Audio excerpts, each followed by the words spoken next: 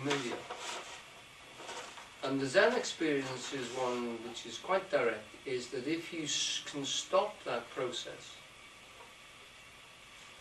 you see the world in a completely different way. It starts to have a meaning beyond anything that you could think. And the meaning that it has is pure being. It's not something which can be expressed in words. Now,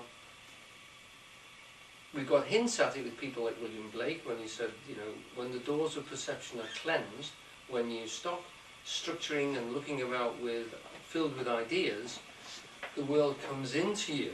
You know, everything looks as it is, infinite. So Blake said, when the doors of perception are cleansed, everything looks as it is, infinite. So in other words, the state of the world, if you stop thinking about it and start experiencing it, is suddenly intensified. Now this, I would say, is the whole experience of art. If you're a drawer or a writer or a poet, whatever, the state at which you get inspiration is by direct experience of the world. You've got hundreds of examples of artists who have actually studied simple things like still life in front of them, managed to focus on them, paint them every which way. You know, the standard story of the artist paints a fish, a half-eaten fish, and then a wholly eaten fish, and just the bones, and eventually keeps on studying the same thing. The small can take your attention and fascinate you. If you get away from the thought processes that tell you all the time, constantly, that you know what something is, then you're allowing that infinite field to come back in. And this is not something which is, it is infinite, sorry, it is extremely profound, but it is nothing that you have not experienced already momentarily. And what Grahame, I think, puts his finger on, what he constantly touches on in the book, is descriptions that send that shiver through you, that give you that reality. You're almost there, and you can feel it. And I remember as a child, I often used to get it on long summer nights. There was something about the intensity of the light. As it starts to go, you just feel a pull, and everything looks quiet. Well, the Buddhist word for it is there's a suchness about things that is intense. And that is what I think this man manages to touch upon in the book. And hopefully we'll get across to that to you. Not everywhere. Somewhere it's quite a simple little direct story about a group of friends, characters, that he happens to present as animals. And one of those characters goes off and has adventures in the world which we would recognise as being the turn of the century England. The others don't. The others stay in the wood. And I think that is symbolic too. But the thing which is actually the poetic thing in it, the real reality, is when he actually touches that nerve and touches that eternal feel of reality. And he's able to send a shiver through your bones, I think, particularly in the chapter The Pipe at the Gates of Dawn. So we're moving inexorably towards that. Does everyone understand what I'm getting at? Mm-hmm. Okay? Good.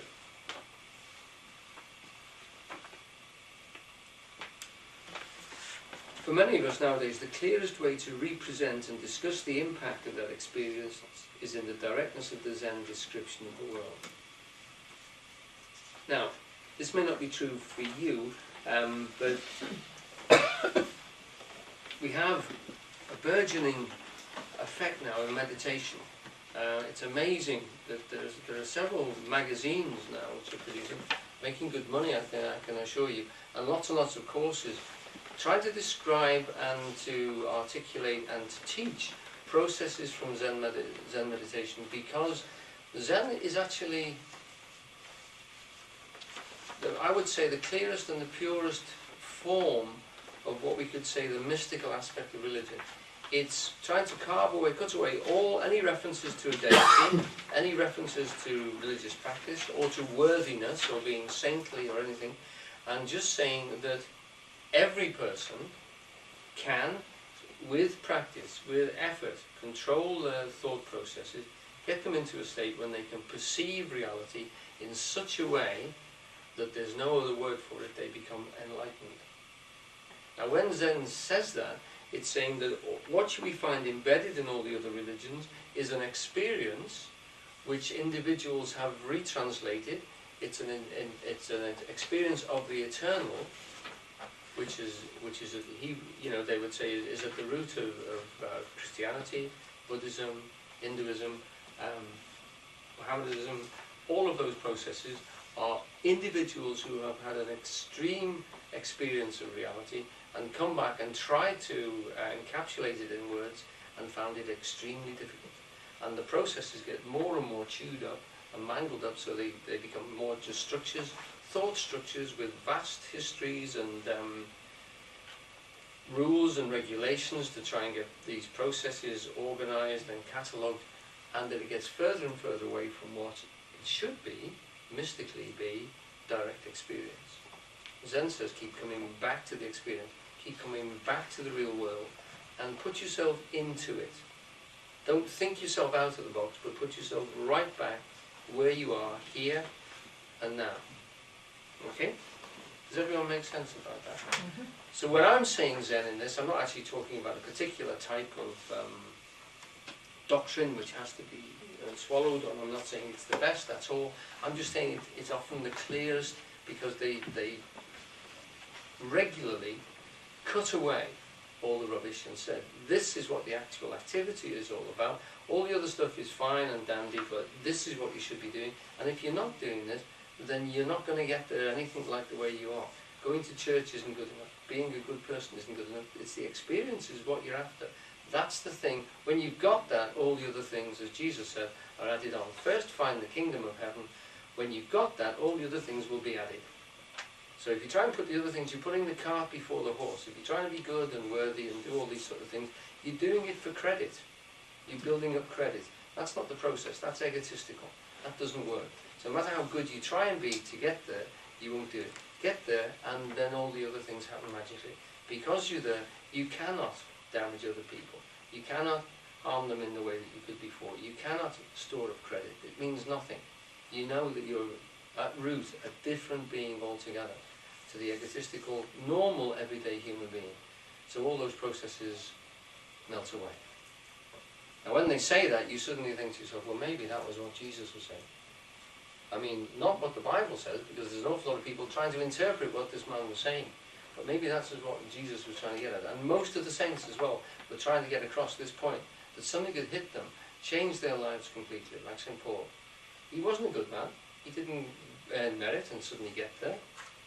He got there and then earned the merit afterwards. He became the man afterwards. And he was a swine. He was persecuting Christians all over the place. And suddenly something hit him on the road to Damascus. And that changed his life.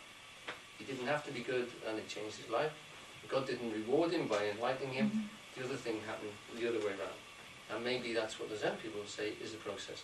And they also say that you've had these little satoris already, because whether in extreme grief or an extreme pain or whatever, something comes over human beings and suddenly a stillness comes in, and wow, it's very real and it's extremely deep, and they happen to everybody, and they're little glimmers of what you can get. And if you work on those, they get bigger and bigger. And once you've had a few of those, your everyday personality, the ordinary everyday self, the Alan Roberts in my case, just looks such a pale, insignificant character compared to what is also inside there, that it just melts away. You can't take it seriously anymore. You know, shaving it and dressing it and taking it to work, it's ridiculous.